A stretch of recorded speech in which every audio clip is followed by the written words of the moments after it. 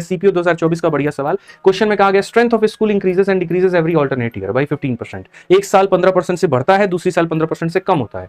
अगर यहां पर 2012 में पहले इंक्रीज के साथ में शुरुआत होती है तो 2015 में जो होगा वो 12 के कंपैरिजन में क्या होगा। तो देखो 12 से 13 बढ़ेगा, 13 से 14 कम होगा, फिर 14 से 15 मेरे भाई बढ़ेगा, यानी इंक्रीज ही होगा यहां पर। अब यहां 15% का मतलब 3 बटे कितना होता है, 20 होता है।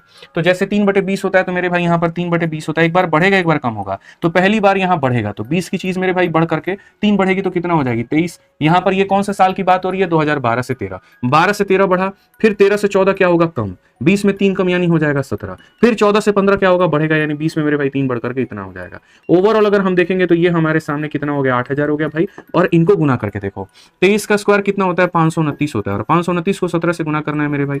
17 का 9 गुना कितना हो गया, 17 का 9 गुना 153 का 3 15 पास में, 17 दुना 34 और 15 मेरे भाई कितना 49 का 9 4 पास में, 17 पचे 85 और 4 मेरे भाई कितना हो जाएगा, इतना।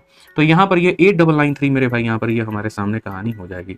ठीक है, अब यहाँ पर ये मान लीजिए कि कुल मिलाकर के मैटर आपका ऐसा हो गया कि सर यहाँ पर 8000 की चीज बढ़कर के इतनी हो गई है। तो क्वेश्चन में वही कहा है कि वो कितना परसेंट से बढ़ गया है, तुम हमको ये बता दो, लगभग कितना परसेंट से बढ़ गया मेरे भाई यहाँ पर ये बता दो। तो अगर आप यहाँ देखोगे तो बोलोगे सर देखो 993 का इंक्रीमेंट है और कितने के ऊपर में है यहाँ पर, तो सर 993 का इंक्रीमेंट है, कितने के ऊपर में है, 8000 के ऊपर में है, इंटू कितना सर 100%। आप यहाँ पर कैलकुलेट कर लीजिए, 8 से भाग करिए, 8 से आपका एक बार में 19 आ गया तो सर 2 बार में 16, ठीक है, 33 आ गया तो 4 बार में इतना, लगभग यहाँ पर इतना। और यहाँ 10 से भाग कर दीजिए, 12.4 के करीब में। कौन सा ऑप्शन है भैया, बी जो है सही उत्तर है।